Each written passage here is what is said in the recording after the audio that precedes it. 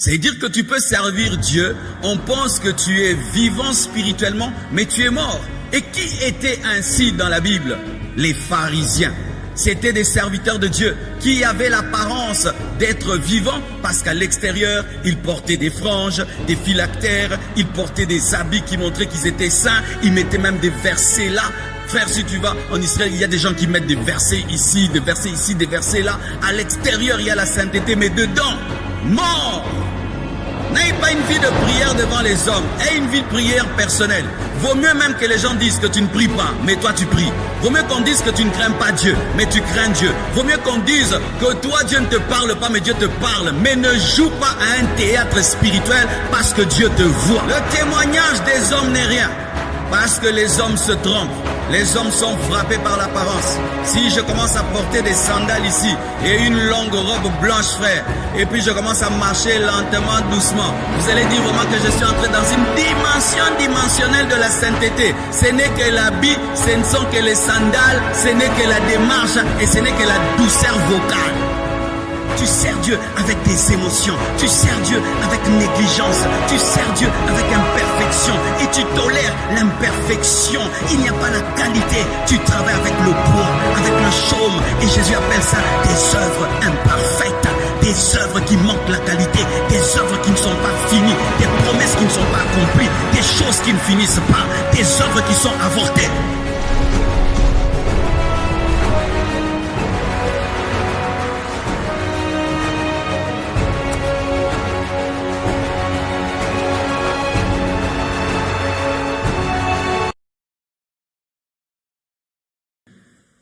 Je connais tes œuvres. Je sais que tu passes pour être vivant et tu es mort. Pourquoi on ne dit pas tu passes pour être vivante et tu es morte? Parce qu'on parle de l'église. N'est-ce pas une faute? On dit l'église, n'est-ce pas? Une église. Il fallait qu'on dise je connais tes œuvres, je sais que tu passes pour être vivante et tu es morte. Mais on dit vivant. Donc on s'adresse à qui? À l'ange. Et qui est l'ange? C'est le messager. Donc c'est d'abord un message pour les serviteurs de Dieu. Alléluia. Pour les serviteurs de Dieu qui passent pour être vivants, mais qui sont morts. C'est-à-dire que tu peux servir Dieu, on pense que tu es vivant spirituellement, mais tu es mort. Et qui était ainsi dans la Bible? Les pharisiens. C'étaient des serviteurs de Dieu qui avaient l'apparence d'être vivants parce qu'à l'extérieur, ils portaient des franges, des phylactères, ils portaient des habits qui montraient qu'ils étaient saints, ils mettaient même des versets là. Frère, si tu vas en Israël, il y a des gens qui mettent des versets ici, des versets ici, des versets là. À l'extérieur, il y a la sainteté, mais dedans, mort. Oui, serviteur de Dieu. Tu peux avoir l'apparence de la sainteté, mais dedans, tu es un tombeau blanchi. Tu peux avoir l'apparence d'être un homme de prière, mais tu ne pries pas. Tu peux avoir l'apparence d'un homme qui lit la Bible, mais tu ne la lis pas. Tu peux avoir l'apparence d'avoir une intimité avec le Saint-Esprit, mais tu ne l'as pas. Tu peux impressionner les yeux des hommes, mais en réalité, tu n'as pas. Et la Bible dit, tu passes pour être. C'est-à-dire quoi? Aux yeux des hommes, tu parais grave, mais devant moi, tu n'es rien. N'ayez pas un ministère devant les hommes et un ministère devant Dieu. N'ayez pas une vie de prière devant les hommes, aie une vie de prière personnelle. Vaut mieux même que les gens disent que tu ne pries pas, mais toi tu pries. Vaut mieux qu'on dise que tu ne crains pas Dieu, mais tu crains Dieu. Vaut mieux qu'on dise que toi Dieu ne te parle pas, mais Dieu te parle. Mais ne joue pas à un théâtre spirituel parce que Dieu te voit. Alléluia, alléluia. Ne paraissez pas être ce que vous n'êtes pas. Ô saint homme de Dieu, ô saint ceci, est-ce que toi-même, dans le secret de ton cœur, tu témoignes que toi-même tu es saint?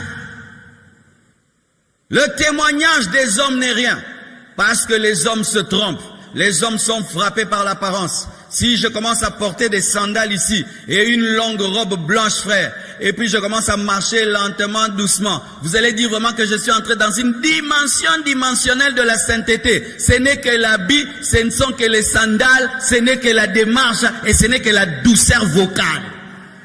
Donne-moi l'amen, hein? Donne-moi l'amen. L'apparence, l'apparence. Tu parais être vivant devant les hommes, mais tu es un tombeau blanchi. Quand on t'ouvre là-bas, il n'y a rien. C'est la pourriture et la pourriture. C'est pourquoi en ce jour-là, plusieurs diront, nous avons fait des miracles en ton nom, nous avons prophétisé en ton nom. Je leur dirai, je ne vous ai jamais connu serviteur d'iniquité. C'est-à-dire que les hommes te trouvent spirituel, puissant, extraordinaire, mais Dieu lui dit que tu es mort. Vaut mieux que les gens disent que tu es mort, mais Dieu dit que tu es vivant. Au lieu que les hommes disent que tu es vivant alors que tu es mort. C'est pourquoi ne faites pas de théâtre. Si tu es pécheur, va pleurer devant Dieu. Alléluia. Si tu as une sale vie, va pleurer devant Dieu. D'ailleurs, si tu as une sale vie, ne sers pas Dieu. Si tu as une sale vie, ne sers pas Dieu. Ne sers pas Dieu. Ne sers pas Dieu. Parce que ça peut t'anesthésier par rapport à la sensibilité spirituelle où tu vas croire que la vie des hommes est devenue la vie de Dieu alors qu'au dernier jour c'est Dieu que tu rencontreras, ce n'est pas l'homme que tu rencontreras. Tu passes pour être vivant alors que tu es mort. Tu peux être un zombie spirituel, un mort vivant et avoir une fausse réputation, avoir un témoignage des hommes. Et ces personnes sont des hypocrites au devant des hommes. C'est la sainteté dans le secret, le péché. Au devant des hommes, ils jouent à prier beaucoup, mais devant Dieu, ils ne prient pas. Quand il y a la foule, c'est là qu'il lève les mains, c'est là qu'il parle en d'autres langues. Mais dans sa chambre, il ne parle jamais en langue. Quand il y a la foule, c'est là qu'il s'agenouille. Mais dans sa chambre, il ne s'agenouille jamais. Quand il y a la foule, là il est humble. Mais dans le secret, un orgueilleux. Qui es-tu dans ta maison? Qui es-tu dans ta chambre? Qui es-tu quand il n'y a personne? Qui es-tu quand on ne te surveille pas? Qui es-tu quand l'église n'est pas là? Qui es-tu quand tu n'as pas de responsabilité? Qui es-tu quand tu ne prêches pas? Qui es-tu quand on ne te connaît pas dans un coin où personne ne sait que tu es serviteur de Dieu? Qui es-tu? Tu passes pour être vivant alors que tu es mort. C'était des hommes de Dieu, spirituellement morts, qui étaient dans le formalisme, des façades, des confessions de foi, dans des routines spirituelles, mais il n'y a plus de vie. Et là, j'aimerais nous parler à nous tous, pas seulement aux serviteurs de Dieu. Quand tu commences à prier, servir Dieu, tout devient routinier. Même quand tu pries dans ta chambre toi-même, tu pries pour prier, tu chantes pour chanter, tu viens à l'église pour venir, tu es mort. Tu es mort. S'il n'y a plus de vie dans ce que tu fais pour Dieu, dans ta manière de prier, ta manière de jeûner, de venir à l'église, tu es mort. Des fois, j'observe certaines personnes, comme on a des caméras qui montent toute l'église, et tu vois, il est venu à l'église, mais il est là comme si on l'a puni. Tu es mort. Tu es mort. Vraiment, des fois, j'ai envie de prendre un micro-baladeur et vous poser des questions. Nana tinda kyawa. Oye la kininyo? Yo mto olala, oye psango, oyaki ko yiba, oyaki ko loka, oyako dinga mwasi. Répondre nga. Pour nous comprendre, t'es quelqu'un qui quitte la maison. Tu prends un transport, une moto, jusqu'à l'église. Mais quand tu t'assieds, tu es fâché. Maintenant, tu es venu faire quoi? On t'a envoyé, tu veux voler les téléphones ou quoi? Tu es venu quoi? Voler. Pour nous comprendre, t'es.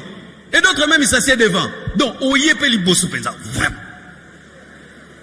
Ando quitter. Mais ça, il n'y a pas de logique. Moi, je ne comprends pas ça. Je ne comprends pas quelqu'un qui a quitté sa maison. Il n'a pas 2 ans, il n'a pas 3 ans, il a 20 ans, 30 ans, 40 ans, mais il s'assied, il prie pas, il ne chante pas, il ne danse pas, il ne se tient pas debout, mais n'est pas paralytique, il ne participe à rien. Oyaki koyiba. Où on a dit que si tu ne viens pas à l'église, on ne va pas payer tes études ou bien tu ne vas pas manger. Parce que vous venez comme si vous êtes punis. Vous savez pourquoi? Vous n'avez pas de vie spirituelle. Parce que déjà, même les faibles dans l'assemblée, il a la force. Toi, là où même les faibles deviennent forts, toi tu es faible. Et alors à la maison, tu ne pries pas. Tu ne pries pas. Tu es un mort spirituel. Tu es un zombie. Parce que quand on vient dans l'assemblée, même quand tu n'avais pas une forte vie de prière, tu vois les autres chanter, danser, ça t'amène, n'est-ce pas? Mais toi, malgré que les gens dansent, malgré que les gens crient, prient, toi, tu es là comme si tu es fâché. À l'heure de la prière, tu attends la parole. À l'heure de la parole, tu attends les communiqués. À l'heure des communiqués, tu sors. Et tu fais ça pendant des années, des années. Tu es mort, tu es un mort vivant. Tes émotions devant Dieu sont mortes. Mais quand c'est le football, waouh! Quand c'est ton parti politique, quand c'est l'argent, aïe aïe aïe aïe aïe aïe aïe, hey. Mais quand c'est prier, quand c'est adorer, tu deviens muet. Frères et sœurs, êtes-vous vivants? Est-ce qu'il y a une flamme dans ton cœur pour Jésus? Est-ce qu'il y a l'amour pour Jésus? Ou tu fais les choses parce que tu dois les faire? Un jour, je vais dans une église protestante, mes frères, ils sont en train de chanter comme si on veut les tuer.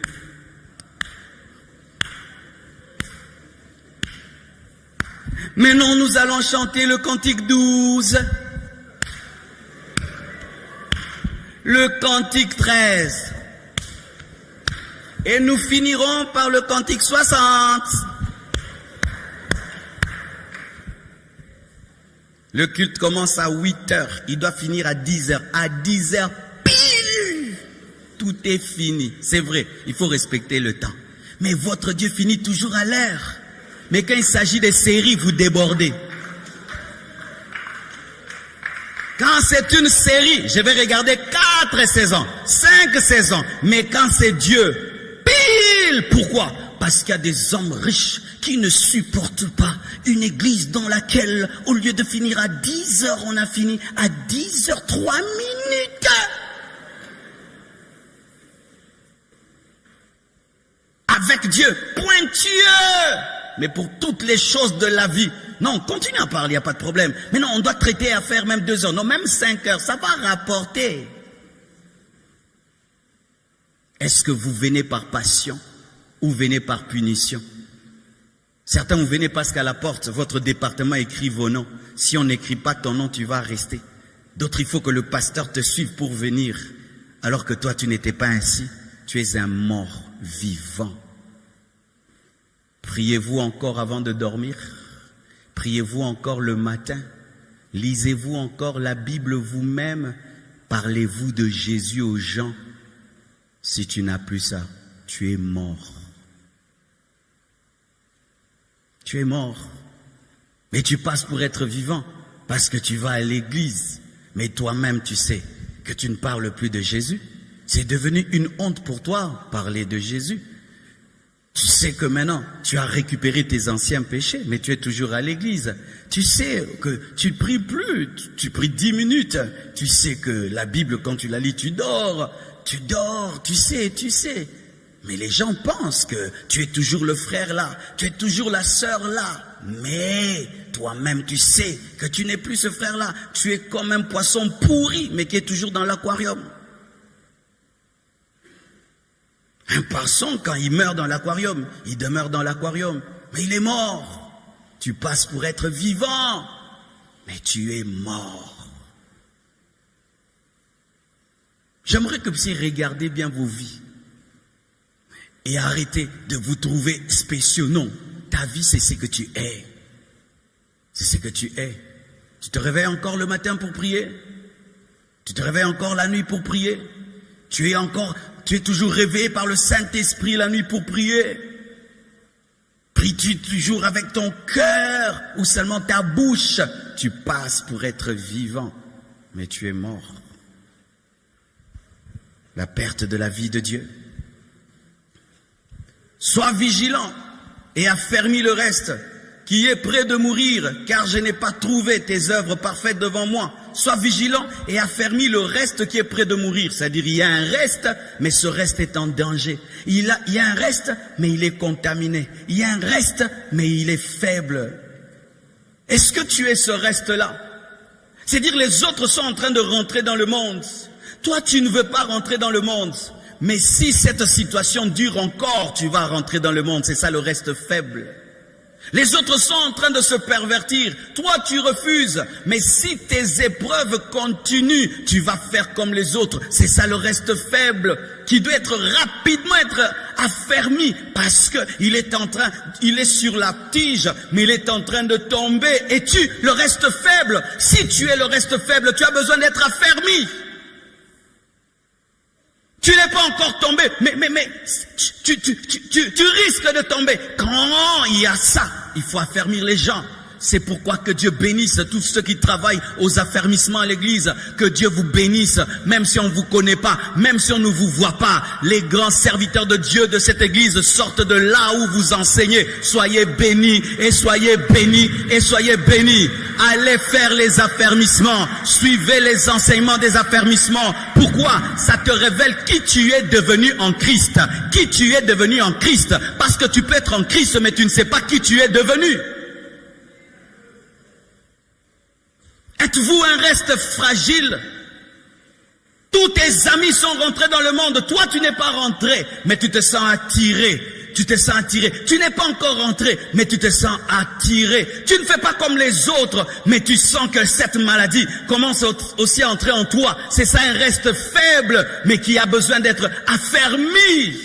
Et si personne ne t'affermit, va t'affermir toi-même, parce que nous pratiquons l'automédication. Pratiquez l'automédication spirituelle. Quand la toux commence, tu sais quoi boire. Et quand tu sens que dans ton cœur, tu commences à flancher, tu sais que tu dois t'agenouiller, tu dois prier, tu dois lire la Bible, écouter la parole, faire des retraites. Affermis-toi. Lorsqu'une tempête vient, j'ai suivi sur Internet, il y avait un tsunami qui s'approchait. Les gens ne voyaient pas, mais un homme voit le tsunami. Tout d'un coup, il saute, il tient quelque chose. Il avait un comportement bizarre. Tout allait bien. Il a tenu quelque chose. C'est parce qu'il avait vu le danger. Et quand le tsunami est venu, il a emporté tout ce qui s'était pas accroché. Mais lui, il a tenu parce qu'il était accroché. Et lorsque tu sens le tsunami venir, va t'accrocher dans la prière. Va t'accrocher dans le jeûne. Va t'accrocher. Et on te dit, pourquoi tu entres en retraite? Je vois le tsunami. Pourquoi tu entres en profondeur? Je vois le tsunami. Pourquoi tu jeûnes beaucoup? Je vois le tsunami. Pourquoi tu lis toute la Bible? Je vois le tsunami. Pourquoi tu écoutes telle prédication? Je vois le tsunami. Je sens qu'un danger est en train de venir. Affermis-toi. Affermis-toi. Les gens ne te suivront pas toujours, mes frères. Je peux vous dire la bibliothèque que j'ai. Comment j'ai eu la bibliothèque? J'ai prié dans une assemblée, mais il n'y avait pas de suivi. Et puis je me suis rendu compte que même si je me fâche contre le pasteur, si je vais en enfer, c'est mon enfer. Oui, comme toi tu te fâches, il n'y a pas de suivi. Il n'y a pas de suivi. Si tu meurs sans suivi et c'est l'enfer sans suivi. Alors j'ai vu que j'allais me perdre. Alors pour chaque problème que j'avais, j'allais dans une bibliothèque et je cherchais un livre qui correspondait à mon problème. C'est comme ça que j'ai eu 1 livre, 2 livres, 10 livres et tout le reste, et que j'ai appris à lire parce que Dieu m'a fermissé au travers des livres. Tu as quel livre? Tu as quoi dans ta bibliothèque? Qu'est-ce que tu es en train de lire? Lisez des choses qui traitent des maladies en vous.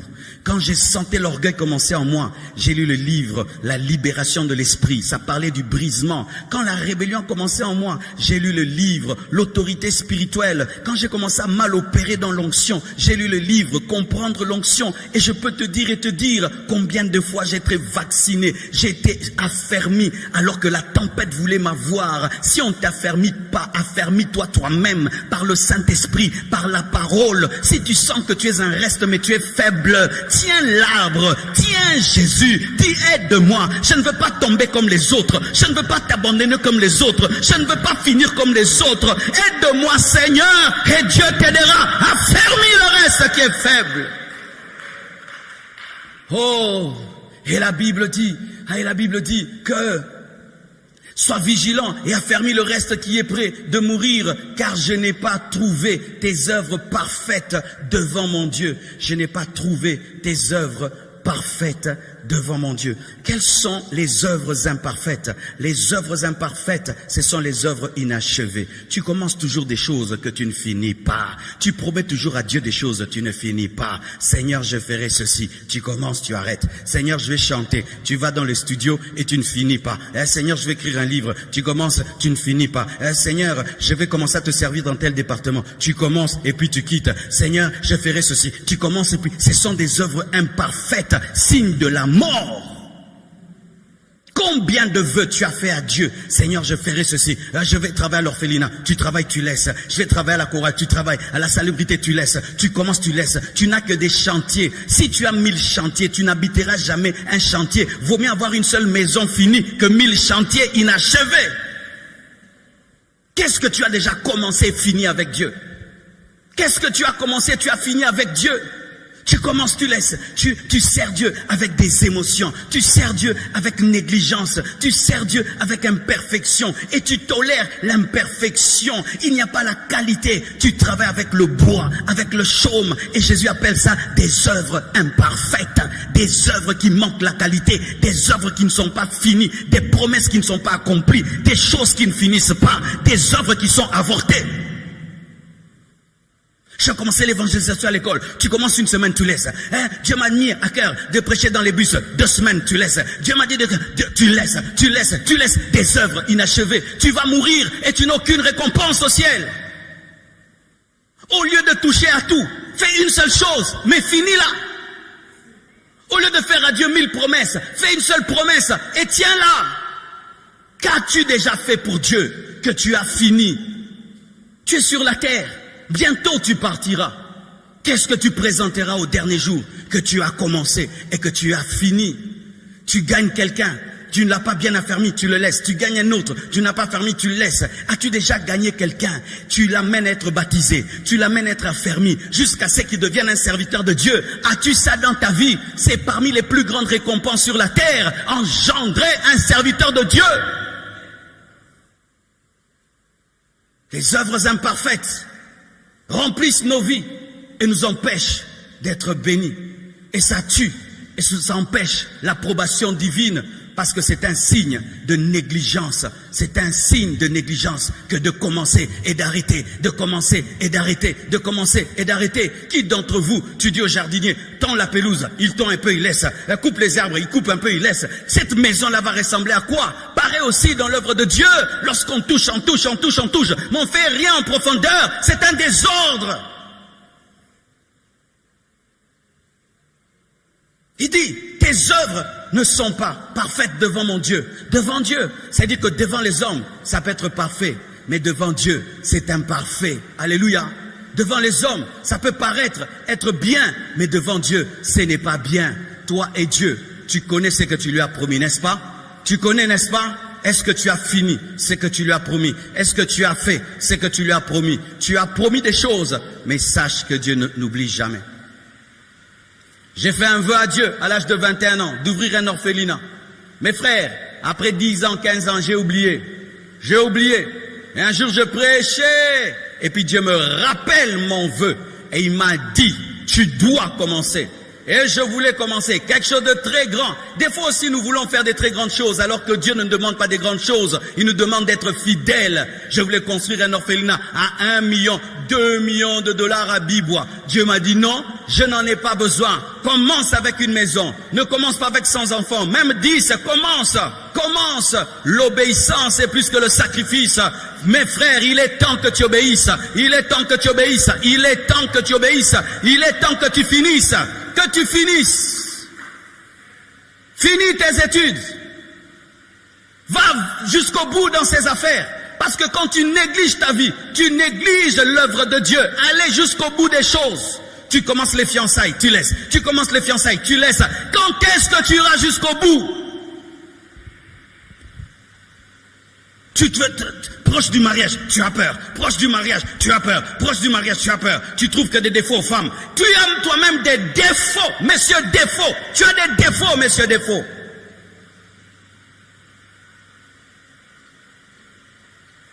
Que présenteras-tu dans ta vie?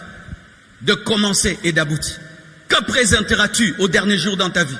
D'avoir commencé quelque chose et d'avoir fini. Je trouve tes œuvres imparfaites devant mon Dieu. Et les œuvres imparfaites, ce sont des œuvres qui ne sont pas faites pour Dieu. Parce qu'il est aussi possible qu'on commence quelque chose et on finit, mais on ne finit pas ça pour Dieu. On peut finir le temple là, mes frères, climatisé, avec 3 ascenseurs, mais on le finit pour notre gloire, pour qu'on dise que la Compassion est une grande église à Kinshasa, que le pasteur Marcelo défoîté, 4 fois T. Lorsque ta motivation est mauvaise, ton œuvre est imparfaite. Si tu fais une chose pour ta propre gloire, ton œuvre est imparfaite. Si tu fais une chose par compétition, ton œuvre est imparfaite. Si tu fais quelque chose pour dépasser quelqu'un, ton œuvre est imparfaite. Si tu fais quelque chose pour qu'on parle de toi, ton œuvre est imparfaite. C'est seulement quand tu fais les choses pour la gloire de Dieu, pour l'honneur de Dieu, pour sauver les âmes, pour la seule gloire de Dieu, c'est alors que l'œuvre est parfaite. Tout ce qui n'est pas bâti sur le roc qui est Jésus est imparfait. Ne faites rien pour votre gloire. Ne faites rien pour dépasser quelqu'un. La vie, ce n'est pas une course contre l'autre, c'est une course contre toi-même. S'il y a quelqu'un dépassé, dépasse-toi toi-même. Mais ne cherche pas à me dépasser. Parce que je ne suis pas en course contre toi, mais contre moi-même. Je dois dépasser le Marcelo d'hier. Ne donnez pas pour être vu. Ne donnez pas pour être acclamé. Ne servez pas Dieu pour dépasser quelqu'un. On ne travaille pas pour être le plus grand homme de Dieu. On travaille pour être le fidèle homme de Dieu. On ne travaille pas pour être le plus grand pasteur du Congo. On travaille pour être fidèle à Dieu. Dieu ne nous appelle pas à être le plus grand pasteur du Congo. Ça n'existe pas dans le plan de Dieu. Je cherche à être le plus grand pasteur du Congo. Orgueil, orgueil, suffisance. Nous avons oublié même Satan. Ce sont nos propres frères qui sont devenus nos ennemis. C'est Satan que tu dois torturer. Ce ne sont pas les autres.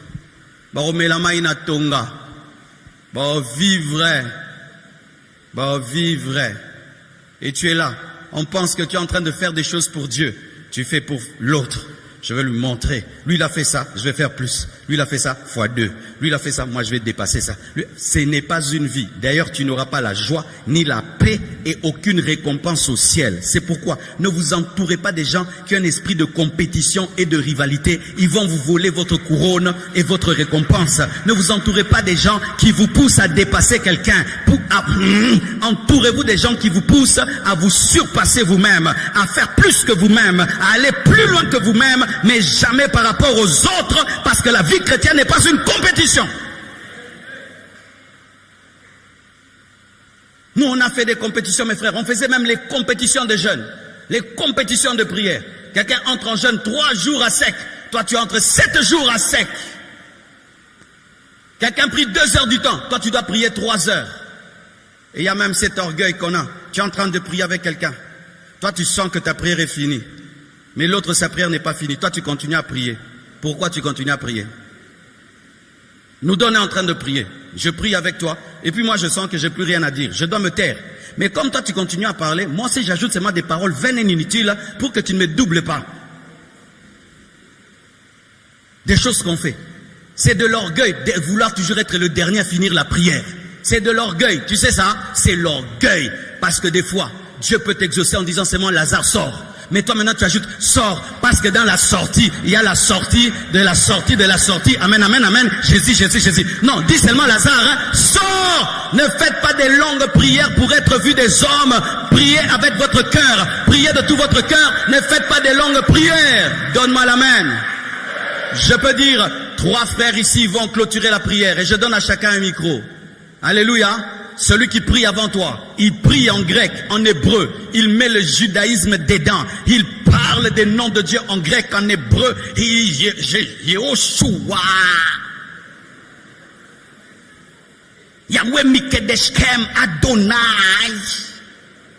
Et puis l'autre qui va prier là, il parle en langue, il pleure, et puis il parle en langue, il pleure, et puis il prie en anglais, l'église acclame. Et quand toi Dieu te donne le micro, il te dit, dis seulement, soyez bénis au nom de Jésus. Tu dis non, non. Ils vont dire que moi je n'ai pas le feu. Maintenant, tout ce que tu fais, zéro chidjengu. Ne vous comparez à personne. Servez Dieu pour Dieu. Faites tout pour Dieu. Chantez pour Dieu. Donnez pour Dieu. Prêchez pour Dieu. Adorez pour Dieu. Ne faites rien par rivalité.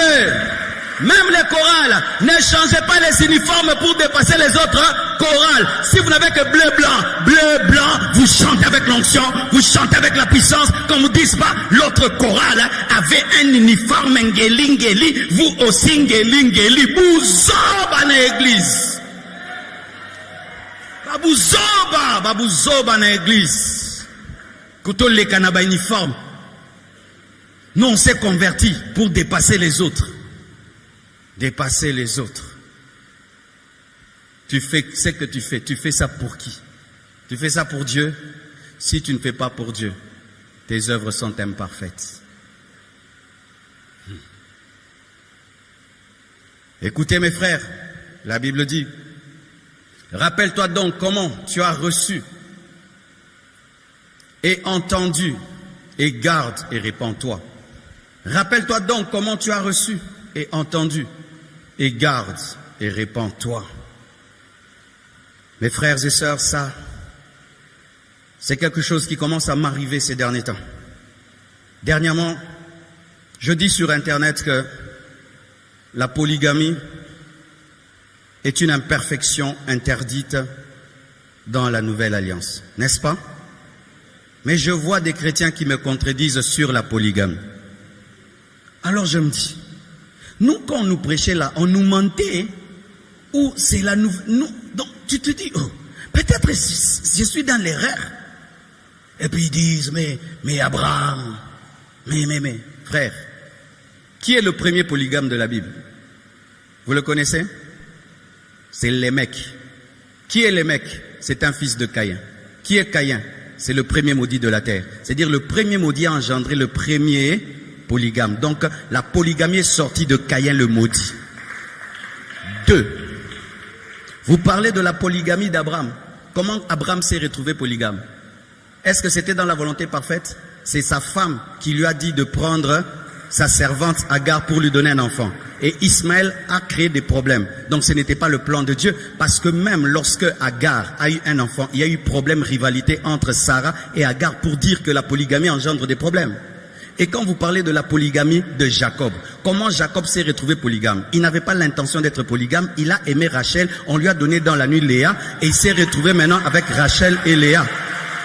Et chaque femme est venue avec sa servante et ils avaient la compétition des enfants. On lui donnait les femmes, les servantes pour qu'ils puissent avoir des enfants. Et voyez comment il y avait la rivalité. Lisez les noms des enfants. Vous allez voir un nom est donné là-bas. Je me suis battu à mort contre ma sœur. Yoka komba mwana na bundi na yaya. La polygamie, c'est l'imperfection. Si quelqu'un était païen, il a épousé plusieurs femmes. Son cas est autre. Si tu es païen, tu viens avec tes femmes que tu as épousées, pas tes copines, hein, tes femmes dotées, tu viens. On va pas te dire rond, mais tu ne peux pas servir Dieu. Tu ne peux pas être diacre, ancien prédicateur. Mais quand toi, tu es chrétien, célibataire, si tu ajoutes seulement une, tu vas en enfer. Parce que la parole t'a trouvé célibataire. Et maintenant, que dire quand tu es maintenant polygame, où tu es la femme, deuxième femme, la troisième femme, tu veux servir Dieu à l'église, tu dois quitter ce mariage-là. Parce que si tu es polygame, tu es prédicateur, tu es en train de donner un mauvais exemple. Et si tu es troisième femme, tu es prédicatrice, c'est un mauvais exemple, même si on t'a doté. Maintenant, les enfants de polygamie, ce n'est pas votre problème, vous n'avez pas cherché ça. Sers Dieu, Dieu a utilisé Salomon, Dieu va t'utiliser. Mais ce n'est pas parce que Dieu engendre Salomon qu'il faut engendrer des Salomons. Donne-moi la main, hein? Un enfant de Dieu qui ajoute une deuxième femme en Christ, c'est un péché. C'est un péché. D'ailleurs, si toi tu étais une femme, tu aimerais qu'on te prenne une deuxième femme? Ne faites pas aux autres ce que vous n'aimerez pas qu'on vous fasse. Mais que dit la parole au commencement? Au commencement, Dieu dit que Dieu créa l'homme et la femme. Amen. Et la Bible dit c'est pourquoi l'homme quittera son père et sa mère et s'attachera à ses femmes et ils deviendront plusieurs chairs.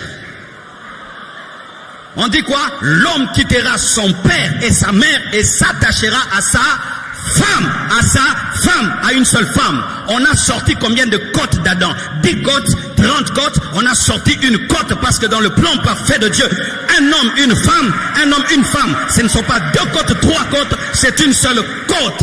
Et Dieu n'a pas pris l'os du pied pour que l'homme ne domine pas la femme. Il n'a pas pris l'os de la tête pour que la femme ne domine pas l'homme. Mais il a pris l'os du côté pour que l'homme aime la femme, protège la femme, sécurise la femme et puisse être en égalité avec la femme. N'oublie pas comment tu as reçu l'évangile. Un chrétien n'épouse pas une païenne. Mateya kala. Bobo sana mateya kala te. C'est ça qu'il dit. N'oublie pas comment tu as entendu. Les chrétiens n'épousent pas les musulmans.